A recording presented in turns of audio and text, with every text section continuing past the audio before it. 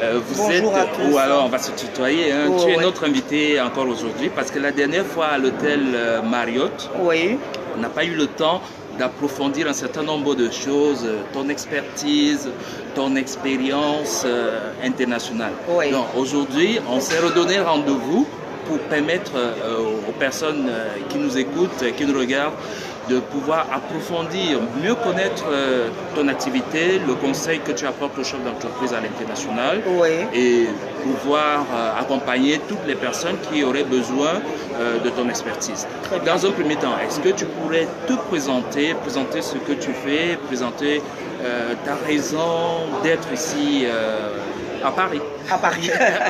Oh, ben c'est une longue histoire. Je remercie déjà ceux qui sont connectés et qui vont écouter un peu notre sorte, je dirais, de petit entretien professionnel, parce que c'est ce que c'est.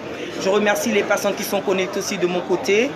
S'ils peuvent partager la vidéo, même de ton côté aussi. Oui, partager au maximum. Partager la vidéo parce que justement, sans te couper, Marie-Paul, c'est une expertise ici en France, moi qui ai l'habitude d'organiser des rencontres, qui est parfois très payante. C'est ça. Donc, c'est une opportunité pour partager l'expertise, le conseil que tu vas leur apporter. Exactement.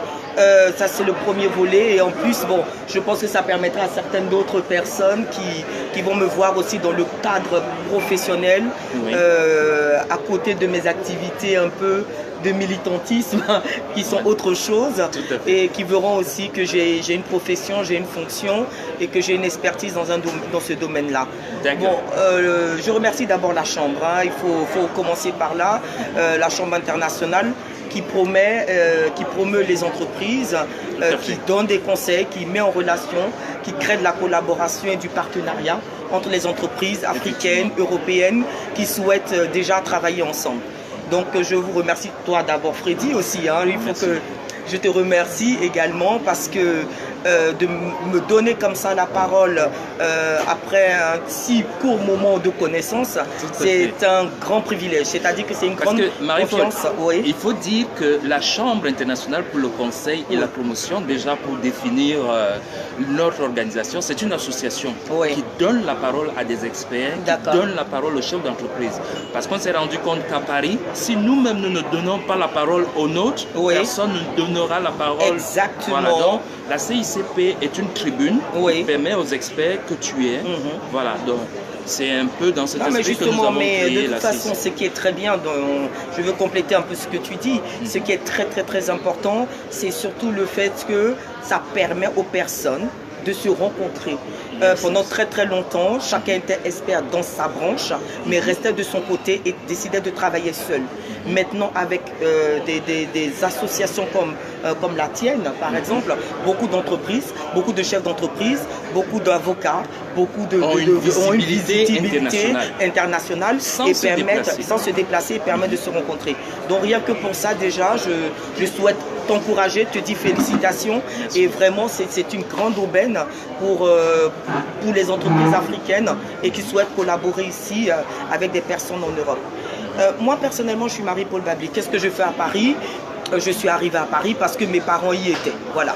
Mes parents y étaient, donc si on peut partager la vidéo, ce serait très bien. Oui, partager la vidéo au maximum. C'est une opportunité aux hommes. C'est du conseil, hein, attention. Donc je suis venue à Paris parce que mes parents y étaient.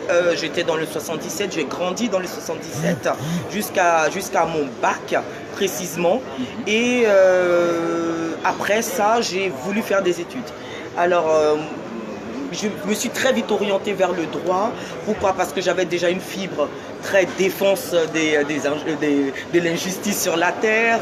Voilà, permettre à des personnes qui ne pouvaient pas se défendre eux-mêmes d'avoir accès via le droit à plus de liberté et de droit. D'accord, c'était ça mon principe. Donc je suis partie très vite vers le droit. Je suis vraiment partie très très vite vers le droit. Défendre les opprimés. Je n'ai pas beaucoup tergiversé. Bon, j'ai hésité un peu avec la communication, mais parce qu'en fait il me fallait un boulot où je parle. Parce que je parle beaucoup. Et donc, comme je parle beaucoup, il fallait dire que je me le travail des avocats. Voilà, c'est ça. Donc, effectivement, il fallait que je prenne. Donc, j'ai pris le droit. Je suis partie, j'ai fait faculté. Et après, je me suis orientée vers un doctorat. Après, voilà. m'oriente vers un doctorat pour des raisons personnelles. Il y a une longue histoire. J'ai dû arrêter alors que j'avais bien entamé. Mais en fait, je suis parti très vite vers les ONG, donc les organisations non gouvernementales, pour travailler dans la défense des droits de l'homme. Donc tous ceux qui étaient opprimés, qui subissaient des violations du fait de leurs convictions politiques, religieuses, etc. Et ben moi j'ai travaillé pour certaines ONG dans ce but-là. Voilà, donc j'ai vraiment fait dans l'humanitaire au départ. C'était ça ma vocation, parce que j'ai fait du droit international à vocation humanitaire. Très bien. Et donc je l'ai fait plutôt dans les pays anglophones, donc principalement aux États-Unis. D'où le fait que je sois quasi bilingue, parce que j'ai vécu dans ces pays-là et j'ai également vécu en Angleterre. J'ai voyagé un peu aussi en Afrique du Sud et dans tous ces pays-là, et donc j'ai une bonne maîtrise de l'anglais. Une bonne culture. Une bonne culture, et j'ai plus même, je dirais même la culture anglo-saxonne même que francophone. Ce qui me crée parfois quelques petits soucis. Ça c'est le premier volet. Quand je reviens à Paris, bon, je travaille dans les entreprises internationales de base, dans le droit. Ma spécialisation est vraiment dans les droits des contrats. Donc international, voilà, et c'est ça qui nous intéresse, le droit des affaires, des contrats, exactement. Donc voilà. C'est une véritable préoccupation pour les chefs d'entreprise que de ficeler un bon contrat.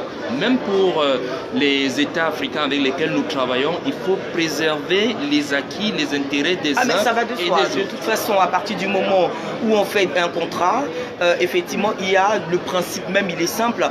Même s'il y a un principe de liberté contractuelle où on peut négocier effectivement chacune des clauses du contrat, il est aussi clair que chacun souhaite préserver ses intérêts. Ça va de soi. C'est pour ça que chacun va négocier en fonction de son intérêt et qu'il puisse tomber sur un consensus ou un compromis. Et après, tous les deux sont censés sortir satisfaits à la signature de ce contrat. Je me spécialise un peu dans ça. Je bifurque également vers ce qu'on appelle le droit des sociétés. Le droit des sociétés, ça, c'est très qui devient très intéressant. Et effectivement, je m'attelle à faire tout ce qu'on appelle le secrétariat juridique, c'est-à-dire si par exemple il y a des actions, quelqu'un souhaite vendre ses actions, quel est le processus à suivre, organiser effectivement les AG, les AGE, des sociétés, etc. Et par ricochet, partir à la création même de l'entreprise jusqu'au suivi, etc. Bon, je généralise, hein. Je fais ça et ensuite je touche un peu à la propriété intellectuelle, d'accord, pour la protection, ça aussi, voilà, c'est très important. La propriété intellectuelle, les droits des marques, brevets, etc. La propriété intellectuelle dans son ensemble, en somme, finalement accompagner pour l'enregistrement, pour avoir ses droits, jusqu'à esthétiquement la protection. Même dans un contrat, il y a une clause de la propriété intellectuelle qui est très importante. Par exemple, si je vous donne vraiment un exemple, parce que il faut comprendre le processus. Imaginez-vous que vous travaillez avec quelqu'un, vous avez signé des clauses de confidentialité, mais cette personne va travailler sur un brevet, que vous avez mis en place. À un moment, il faudrait savoir que dans l'accord, il faudrait que la personne comprenne, votre partenaire comprenne que le brevet vous appartient à vous. Et non pas à lui. Donc peut-être que vous allez lui faire un contrat d'exploitation, donc de ce qu'on appelle un contrat tout simplement de concession. La durée doit être déterminée, ou bien vous restez propriétaire, ou soit vous lui faites un contrat de cession, c'est-à-dire que c'est lui qui aura le droit de l'exploiter. Mais ça aussi, ça doit se définir dans un contrat. C'est très important. Et en somme, j'ai travaillé très très longtemps dans ces branches-là, et c'est maintenant que je suis vraiment en train de m'intéresser à tout ce qui est un peu finance, parce que beaucoup de personnes souhaitent investissement direct et indirect. J'espère bien que j'en deviendrai une experte, j'en deviendrai vraiment une experte, mais je souhaiterais principalement, après avoir fait quasiment 10 à 15 ans de contrat, plutôt m'intéresser à tout ce qui est investissement, surtout que les Africains, les sociétés africaines souhaitent investir ici ou vice-versa, dans ce processus-là. Donc voilà. J'imagine ça c'est un parcours très très riche, très édifiant.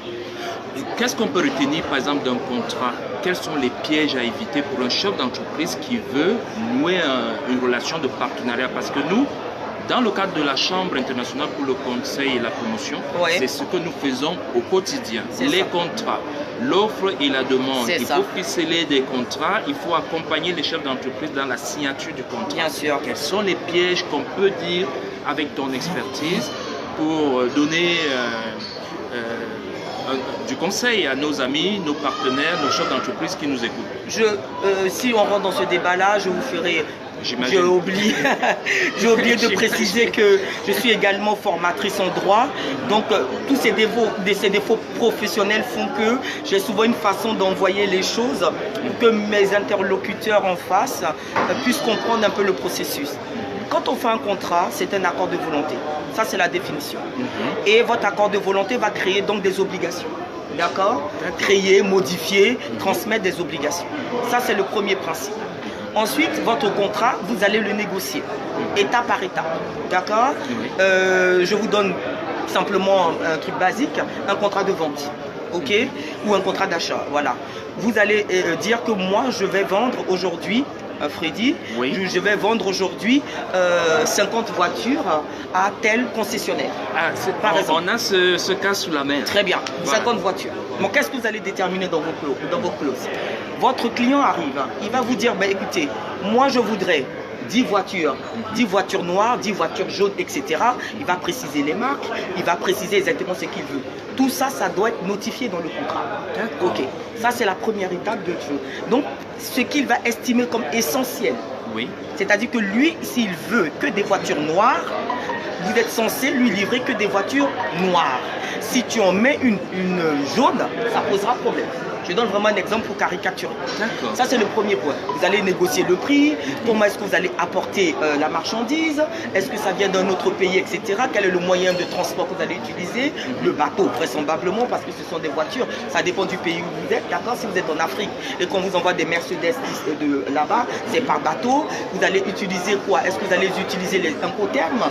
Si vous utilisez les incoterms, à qui revient la charge du risque? Incoterm, c'est-à-dire incoterm, effectivement, c'est tout ce qui est la régulation des transports de marchandises par bateau.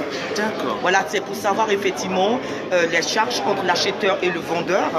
D'accord. À qui incombe le risque et à qui incombe la propriété et la responsabilité. Voilà. Il y en a 11. Vous choisissez la voie qui vous intéresse le plus et là, vous décidez la qualité, l'emballage. Enfin, il y a plein de choses. Et ensuite, à la fin, vous allez également décider de quelle sera la responsabilité. Par exemple, le délai de livraison. Si vous vous exigez que ça doit être livré le 30 octobre, le 30 novembre, excusez-moi, ça c'est primordial pour vous. Ça veut dire que si c'est livré le 1er décembre, est-ce que vous mettez dedans une clause de pénalité, par exemple? Pour chaque jour de retard, effectivement, vous allez me verser 500 € parce que, effectivement, vous me faites perdre de l'argent, vous me faites perdre des clients. D'accord? Ça, il faudrait que ça soit dedans. Si maintenant, par exemple, au moment de votre transaction, mais ça c'est pour les transactions à exécution successive. Si par exemple, au cours de votre transaction, il y a un événement qui surgit, la force majeure, parce qu'il y a une tornade qui s'est levée, qu'est-ce que vous faites? Vous suspendez le contrat ou mieux vous arrêtez le contrat? Ça aussi, ça se marque. Une clause pour la force majeure. Et qu'est-ce que vous définissez comme la clause majeure? Mais Marie-Paul, est-ce qu'on peut tout prévoir dans un contrat finalement? Au maximum. Au maximum. C'est pour ça que là, vous ne pouvez pas échapper à la logique d'un juriste. Le premier piège à éviter, c'est d'aller sur Internet. D'accord. C'est d'aller sur Internet, prendre un beau contrat, parce qu'effectivement, le droit, je le disais jeudi dernier, n'a pas échappé à cette forme de numérique. Donc des contrats, vous en trouvez une pléiade. On avait décidé de faire des contrats et de les mettre sur le web parce que ça simplifiait la vie des avocats. Ça, il faut le reconnaître. Il y avait un contrat cadre qui était fait et après, c'était à vous de compléter. Seulement, le seul problème, c'est que les gens à cause de cela, se sont comportés comme des juristes. Voilà le vrai problème. Donc, ont décidé de rédiger leur contrat eux-mêmes. Mais vraiment, tout le monde. Ah, mais oui, mais ça, c'est bon. Tout à l'heure, d'ailleurs, j'ai eu une cliente qui l'a dit. Principalement, elle a pris elle-même des statuts, c'est normal. Elle a rédigé elle-même, elle a juste changé des trucs. Et en fait, quand j'ai relu les statuts, je dis, mais est-ce que tu as pensé à ça, ça, ça? Elle me dit, oh mon Dieu. parce qu'elle n'y avait pas passé. Voilà. Et voilà un peu le gros problème qui peut occurrer quand effectivement on n'a pas l'analyse d'un juriste en fonction bien sûr de l'importance de la transaction. Parce que si vous mettez 100 000 € dans une transaction, vous ne pouvez pas vous permettre de l'à peu près. Tout à fait. Forcément, ça c'est vrai. Ben oui. Est-ce que ce n'est pas les coûts des avocats et des conseils juridiques qui font que les gens évitent de pousser la porte? Je suis tout à fait d'accord avec vous. Mais ça, c'est beaucoup la mentalité francophone. D'accord. La mentalité anglophone, ça c'est la différence. Et je le disais depuis très longtemps.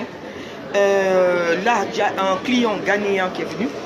Quand on a vu sa façon de procéder, mais tellement terre à terre, clair, précis, ce qu'il voulait, ce qu'il attendait. Il a donné ses exigences, il a payé. Enfin, du moins, il a avancé une certaine somme, il attendait le résultat et il a payé la suite. C'était clair et précis. Parce que eux, dans leur culture, l'avocat est indispensable. Tout à fait. Or, nous, on attend l'avocat, on attend juste l'avocat au moment où on est déjà en contentieux. Et ça, c'est très grave. Alors qu'on pouvait faire de la prévention. Et on se retrouve justement à chercher maintenant des voies et moyens parce que la situation est en train de s'engrainer et souvent on perd énormément d'argent parce qu'on n'a pas sécurisé ces clauses de contrat ou tout simplement parce qu'on n'a pas compris une clause. Ça, c'est le premier piège à éviter. Le deuxième piège à éviter, si vous partez sur le web, vous prenez un contrat basé sur le droit américain et qu'on est en France, vous allez juste faire du copier-coller. Seulement, c'est qu'un jour, s'il y a un contentieux, vous risquez de vous retrouver, par exemple, devant un juge anglophone ou anglo-saxon qui va appliquer la loi du common law.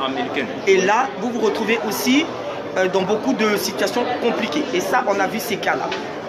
La dernière fois, je te posais la question de savoir, finalement, on opte pour qui? Le droit camerounais, parce qu'on avait un partenaire camerounais qui voulait représenter des téléphones fabriqués en Algérie, et la société algérienne qui voulait faire prévaloir le droit algérien. Finalement, on va de quel côté? C'est une très bonne question parce que j'allais arriver, c'est l'une des clauses qui pose le plus de problèmes, c'est la clause de l'attribution de la loi applicable. D'accord, la loi applicable, et après, ensuite, on va forcément aller à la juridiction applicable. C'est-à-dire qu'en cas de contentieux, la loi est soumise à quelle loi, d'accord, et devant quelle juridiction en cas de contentieux. D'accord, ça c'est le principe. Ou bien, si on ne va pas devant une juridiction, on va tout simplement décider d'utiliser ce qu'on appelle les modes alternatifs de résolution de conflits comme la médiation, l'arbitrage qui prennent beaucoup d'ampleur aujourd'hui. Tout à fait. Voilà un peu ce qu'il faut dire. Alors, la loi applicable, elle est simple. Il ne faut pas qu'on se montre, peut-être que je vais terre à terre. Très souvent, on dira que c'est la loi du plus fort. Voilà, très souvent. Maintenant, entre deux pays comme ça africains, Algérie et Cameroun, effectivement, ce sera des âpres négociations. Parce que chacun tire la couverture de son côté. Parce que tout le monde sait que si en cas de contentieux, je serai plus à l'aise parce que je suis algérien, je maîtrise les lois algériennes, et l'autre, par ricochet, je serai plus à l'aise parce que je maîtrise les lois camerounaises. Alors maintenant, les avocats au milieu vont négocier. Soit on va décider, si ces deux pays sont sous l'égide du droit OHADA, de mettre un droit intermédiaire dans le droit OHADA parce que c'est l'Afrique, mais est-ce que par exemple les deux pays ne sont pas signataires d'un traité international? Dans ce cas, on va appliquer le traité international et là, par exemple, le contrat deviendra international et non plus africain. D'accord. Voilà, on peut trouver des paramètres, mais ça se négocie, mais à condition que chacun y trouve son intérêt et que les deux parties soient effectivement ratifié. Voilà, je précise bien ratifié et non pas signé. D'accord. Voilà. J'ai un cas actuellement sous la main. J'ai deux entreprises partenaires. Il y a une qui fait du déstockage, qui vend des véhicules d'occasion, des véhicules de marque, de stock de 20 véhicules, 30 véhicules à des tarifs préférentiels. D'accord. Et nous avons des clients en Afrique qui veulent acheter ces produits, ces véhicules-là. Alors, comment ça se passe dans le cadre d'un contrat qu'ils peuvent mettre en place? Et on donne de l'argent à qui? À l'intermédiaire, qu'est la CICP? Est-ce qu'on ouvre un compte chez un avocat? Comment est-ce qu'on peut rassurer? Donc vous avez mis les deux entreprises en relation. Tout à fait. Donc il y a quelqu'un qui voudrait... Qui propose des véhicules d'occasion et un client en Afrique qui veut acheter. Très bien. Donc là c'est simple. Vous en tant que chambre, vous avez signé un partenariat avec les deux. Vous avez mis ces personnes en contact. Donc vous êtes intermédiaire. Oui. Donc vous allez faire au milieu un contrat vous allez faire au milieu un contrat entre vous, soit d'apporteur d'affaires, soit de commissionnaire. D'accord? C'est un peu ça. Donc, avec l'acheteur, avec le vendeur. Si la transaction se fait, bon, ça se rédige aussi, si la transaction se fait, d'accord, vous allez avoir une commission de part et d'autre. Tout à fait. Ça va de soi. Ça, en ce qui concerne la chambre. Voilà, de part et d'autre. En ce qui concerne maintenant Oumien, certains pouvaient dire, je vous mets en relation, vous me donnez one shot, vous me donnez un tarif pour ça, moi je me retire, vous vous débrouillez. Il y a aussi cette possibilité-là. Mais très souvent, on va jusqu'au bout de la transaction. Si la transaction se fait, effectivement, vous pouvez avoir des commissions de part et d'autre. Vous négociez en fonction du montant. 1%, 2%, 3%, ça se négocie. Avec un bon avocat, vous pouvez même monter un peu plus haut. D'accord. Ça, c'est le premier volet. En ce qui concerne maintenant l'acheteur et le vendeur, vous, pour ne pas être bypassé, pour ne pas qu'on fasse sans vous, vous allez rester intermédiaire, vous les mettez en contact. Et là, ce sont des avocats à ce niveau-là, je suppose, qui vont effectivement essayer de négocier. Il y aura plus de sécurité parce que ça ne sera plus un acte sous sein privé entre deux partenaires qui négocient sans expert, puisqu'il y a maintenant les avocats qui peuvent négocier, et même un seul avocat peut faire l'intermédiaire entre les deux. Ah, d'accord. Oui, c'est possible. Depuis 2011, voilà, il va faire l'intermédiaire entre les deux, où chacun vient avec son avocat, pour trouver effectivement, pouvoir trouver une entente. Et là, toutes les clauses vont se négocier. Les clauses que j'ai citées, parce qu'il y a des clauses qu'on va retrouver partout, et après, ça sera sécurisé. Si par exemple votre client il est en France et que l'autre en Afrique, on retombera effectivement dans certaines formes de négociations sur les prix, parce que la monnaie utilisée n'est pas le même. Est-ce que vous allez utiliser l'euro? Est-ce que vous allez utiliser le yen? Etc. etc. Si c'est un contrat international, il y aura des règles applicables. Si on décide de le faire sous forme de contrat national, il y aura aussi des règles applicables. Donc, voilà. Et l'argent est versé chez qui? Chez l'avocat? Non, mais absolument pas. L'avocat, il est là pour trouver une entente. Il sera payé pour son travail. Non, maintenant, vous serez payé à la commission si le contrat aboutit. C'est ça le but. Et après, les deux font un contrat, comme c'est un contrat de vente classique. Entre les deux, voilà, d'achat, voilà. Enfin, ça dépend de qui va rédiger le contrat. Le mode de paiement. Il faut trouver le mode de paiement. D'accord. Voilà. Okay, et le mode de paiement peut varier. Le mode de paiement peut varier en fonction des clients. Et quels sont les modes de paiement possibles? Écoutez, la plupart du temps, pour les transactions internationales, il faut savoir qu'il n'y a que les Français qui utilisent beaucoup le chèque. Hein. C'est quasiment pas quelque chose, surtout au niveau international, c'est clair.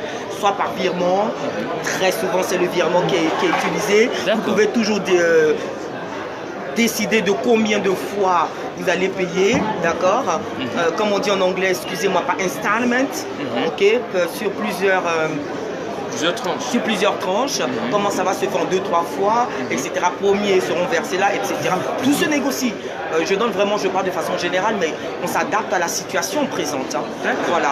Et comment vous allez voir, et puis ensuite, mais celui qui achète, lui, il va vouloir d'abord recevoir cette marchandise pour être sûr, ou vous pouvez utiliser ce qui s'utilise beaucoup, la lettre de change, de banque. La lettre de crédit. Voilà, le crédit document. La lettre de crédit documentaire. Donc il reçoit la marchandise, c'est conforme, il a le bon de commande, tout est prêt et tout, il donne autorisation à sa banque de virer l'argent. D'accord. D'accord. Et dans le cadre de la recherche de financement, est-ce que vous accompagnez, est-ce que votre cabinet conseil accompagne aussi les chefs d'entreprise? Très bien, je te remercie parce qu'il faut aussi parler de cette situation. Nous avons, enfin avec des amis, j'ai décidé de montrer une sorte de groupement d'avocats. D'accord. Quand je dis groupement, c'est tout simplement dire c'est comme une sorte de GMO, pour être honnête, chacun a son cabinet, mais donc je parle de l'origine. Pourquoi? Parce que beaucoup n'ont pas cru que ça marcherait au projet. C'est toujours ça, arriver, voilà. N'ont pas cru que ça marcherait. Beaucoup de gens n'y croient pas. Exactement. Et nous sommes accrochés. Ça commence à porter des fruits. La preuve, je suis devant vous. Tout à fait. Voilà, ça commence à porter des fruits. Il suffit juste qu'il y ait encore 2 ou 3 personnes qui nous fassent confiance. Et puis c'est parti. Je pense que ça sera parti. Donc maintenant nous sommes 3 et nous collaborons avec d'autres. Ça nous est déjà arrivé de collaborer avec quelqu'un. Rien qu'en France ou à l'international? À l'international. Ah d'accord, à l'international. En France, là, c'est notre terrain. En Belgique, c'est notre terrain. Au Luxembourg, c'est notre terrain. Maintenant, s'il faut collaborer avec quelqu'un en Côte d'Ivoire ou au Cameroun, c'est clair qu'on va négocier avec un avocat sur place. D'accord. Ça, c'est très intéressant.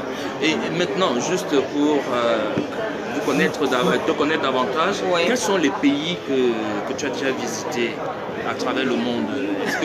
Est-ce que je pense que tu essaies de joindre l'utile à l'agréable dans tes activités, par exemple des États-Unis, de Londres.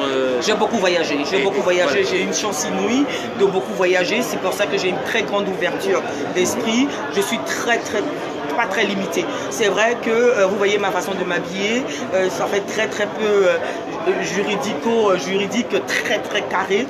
Je peux m'habiller comme ça, très professionnel, mais j'ai une certaine forme de liberté parce que j'estime que quelque part le droit c'est une forme de liberté et d'expression. Mais j'ai eu l'opportunité dans ma vie de visiter l'Amérique, donc les États-Unis.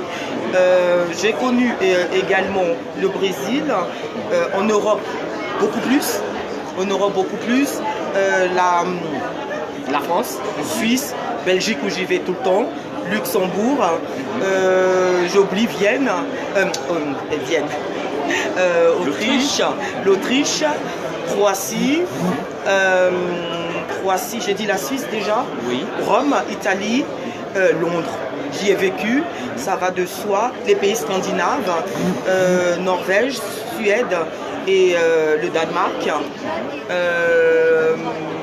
Est-ce que j'ai oublié un pays? En Afrique. Non, j'imagine que... J'ai beaucoup renommé, on dira ça comme ça. Bon, attention, on a notre prochaine invitation pour le Maroc. D'accord. À Ifrane. Est-ce que tu seras avec nous? Parce que ce sera dans le cadre d'un forum, organisé le 29 et 30 novembre. Ceux qui veulent bien venir, c'est un forum ouvert à tous les chefs d'entreprise. Pour être honnête, Freddy, j'ai reçu l'invitation qu'aujourd'hui. Donc j'ai été un peu prise au dépourvu parce que à côté j'ai aussi le fait que j'enseigne, que je sois formatrice en droit. Et en fait ces 2 jours-là tombent sur des jours où je suis censée faire des examens. Alors, il faut que je m'arrange. Si quelqu'un d'autre peut me remplacer, je viendrai, c'est certain. C'est certain que je viendrai. C'est aussi une belle opportunité pour moi de rencontrer des personnes, de travailler avec ces personnes-là. Et c'est le réseau, c'est ça le but. Donc, c'est ce que je vais faire. Mais je vais vraiment dès demain m'y atteler et demander à des personnes de me remplacer. Et je crois que ce serait vraiment bénéfique pour le cabinet et même pour mon relationnel. Voilà. Absolument, parce que c'est des chefs d'entreprise qui se réunissent. C'est l'émergence de l'Afrique. Il ne faut pas oublier, c'est l'émergence de l'Afrique. Dans ce rendez-vous à Ifrane, les organisateurs nous font l'honneur de prendre en charge, et ça c'est très important, de prendre en charge les chefs d'entreprise de Casablanca jusqu'à Ifrane. Hébergement, transport, accès au forum, nutrition, tout est offert. Donc, je tenais à le dire. Après, on a un agenda qui va se préciser au fur et à mesure, le gala de fin d'année de la CICP et le forum de Bangui au mois d'avril. Voilà. Donc, je ne sais pas si tu voulais ajouter autre chose. Non, mais en fait... on a fait le tour. On a fait le tour. Tout ce que je pourrais dire, c'est qu'il faut que... Quand on fait, si vous donnez l'opportunité comme ça, moi en tant que personne qui a un cabinet d'avocats, je demande aux gens de faire confiance, de ne pas penser que tous les avocats sont là pour prendre votre argent, etc. Il y a des personnes qui travaillent sérieusement, qui vous évitent effectivement des pièges qui pourraient survenir un peu plus tard. Venez voir des avocats, venez travailler, juste la consultation même, parler et voir ce qui est possible de faire, surtout dans le monde des affaires. Il y a trop d'argent impliqué pour pouvoir juste faire la fine tête parce qu'il faut payer un avocat 500 €. Entre 500 € et 10 000 € ou voire 100 000 € d'éviter en frais de procès, il est mieux d'avoir vu l'avocat. Ça c'est le premier bien. Et dernier point, je voulais présenter quand même le cabinet qui s'appelle Phoenix Law. Groupement international. Il y a une partie qui est dans le 17e de Paris, une partie qui est à Bruxelles. On est en train de mettre aussi au Luxembourg. Et voilà, un cabinet international. Et vraiment, j'invite tout le monde, je dis bien tout le monde, à venir nous rencontrer, on va discuter. Et moi, au-delà de ça, et ça c'est ma petite contribution personnelle, en tant que formatrice, je vois que certains chefs d'entreprise, d'ailleurs au Maroc où vous partez, certains chefs d'entreprise viennent se former en droit parce qu'ils ont quelques lacunes qu'ils souhaiteraient approfondir. Une mise à niveau. Donc moi, en tant que formatrice, ça aussi, je peux dispenser ça parce qu'aujourd'hui, la loi nous permet de faire cabinet et formation. Et j'aimerais aussi adjoindre cette compétence de formatrice. Voilà un peu ce que je pouvais dire, Freddy. Et comment ne pas te remercier pour l'opportunité que tu me donnes de faire ceci. Nous allons continuer de le faire. Nous avons décidé de faire de la CICP une plateforme de communication de l'Afrique à l'international. L'objectif de la CICP, c'est véritablement d'être le relais de l'Afrique. Je dis souvent, c'est la CICP ouvre les portes de l'international aux entreprises africaines parce que tout le monde n'a pas l'occasion de venir en Europe. Tout le monde n'a pas le temps de voyager et même ceux qui sont à Paris n'ont pas le temps de faire le tour des forums économiques. Demain, nous serons au Forum francophone des affaires. Tout le monde n'y sera pas. Donc, le rôle de la CICP, c'est de porter le flambeau des entreprises, de faciliter la création des partenariats, partenariats industriels, partenariats techniques, partenariats scientifiques, partenariats commerciaux, un peu comme tu parlais de la formation tout à l'heure. Ouais. Donc, notre rôle, c'est de savoir quels sont les besoins des entreprises en Afrique afin de leur trouver les expertises en Europe.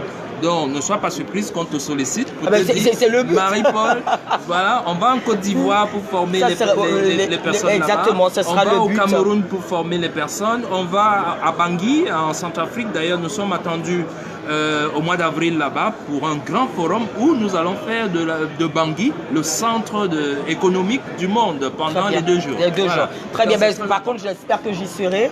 Il faut se préparer parce que voilà un pays, Marie-Paul, je ne t'apprends rien, voilà un pays qui a passé plusieurs années à faire la guerre, etc. Tout ça. Donc l'heure est venue, il y a une prise de conscience et la Centrafrique s'est dit maintenant on avance. Avec surtout tous les diamants dont ils sont tributaires. Avec tout ce qu'ils ont comme richesse du sous-sol, il est temps maintenant pour que l'Afrique, les Centrafricains puissent profiter des ressources du sous-sol. Donc nous allons les accompagner dans cette politique d'émergence que le président de la République a mise en place. Nous allons accompagner ce développement en faisant venir les investisseurs dans ce pays. Très bien. Donc, tu seras là pour signer des contrats. Pour accompagner les chefs d'entreprise. Avec grand plaisir.